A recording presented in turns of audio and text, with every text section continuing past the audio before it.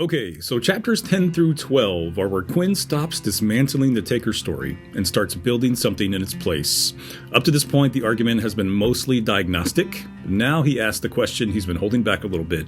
What did we lose when the story became invisible? What did we lose when the story became invisible, and is there anything left to recover? Chapter 10 introduces an idea that most ethical frameworks will not address, which is cultural memory. Ishmael argues that human beings spent 3 million years accumulating wisdom about how to live, not so much rules or laws, but wisdom, instead tested across thousands of generations and embedded in stories and practices and ways of moving through the world. Lever cultures have been passing that accumulated wisdom forward since the beginning of human life, pretty much. The Takers cut the thread at the agricultural revolution, which is an important part in history, very important part of history, and decided that the past was worthless, redirected everything toward the production of things, material goods, that sort of thing. So the result is a culture with a perpetual hunger it just can't seem to name, which is why every generation produces new prophets and new movements telling people how to live, and why none of them ever really quite fix the problem. Now, Chapter 11 arrives at the psychological root of the Taker revolution through a dialogue that's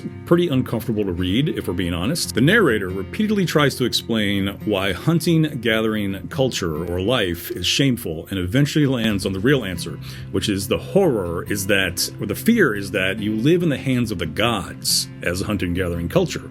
You depend on what the world provides. So pretty much you're not in control. Quinn takes that seriously, but he points out what it costs. So humans became humans by living in the hands of the gods because that's where evolution happens. The Takers stepped out of that process and called it progress.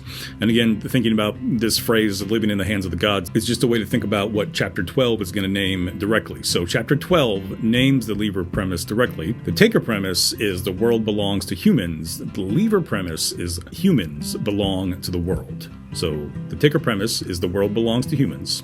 The Lever premise is humans belong to the world.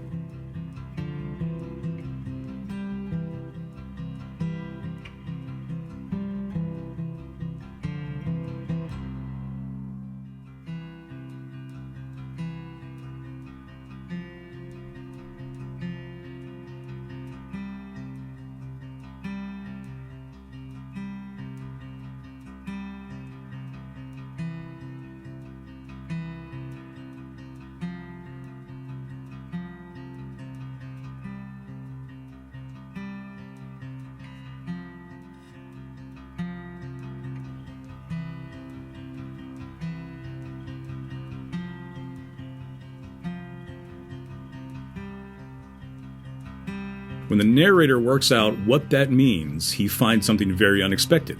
Not a smaller destiny, but a larger destiny. Every creature that ever lived belonged to the world, and because they did, everything that followed came into being. The Taker story ends creation with humans. The Lever story says creation goes on forever, and humans' place in it is to be the first to figure out how. Ishmael's program for this is pretty sparse, pretty spare.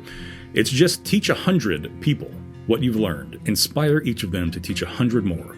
Not because it's sufficient, but because nothing else is even possible without that. So you can't change how people live without changing what they believe the world is and what they believe their place inside the world is. So, as you read these chapters, don't ask whether Quinn's alternative is realistic. That question lets us off a little too easily, I think. Ask instead what it would feel like to actually hold the Lever premise, that you belong to the world rather than the other way around. Ask what it would change about how you make decisions and what you're willing to accept as necessary. Ishmael isn't giving you a destination, he's giving you a premise and asking whether you're willing to find out where that premise leads.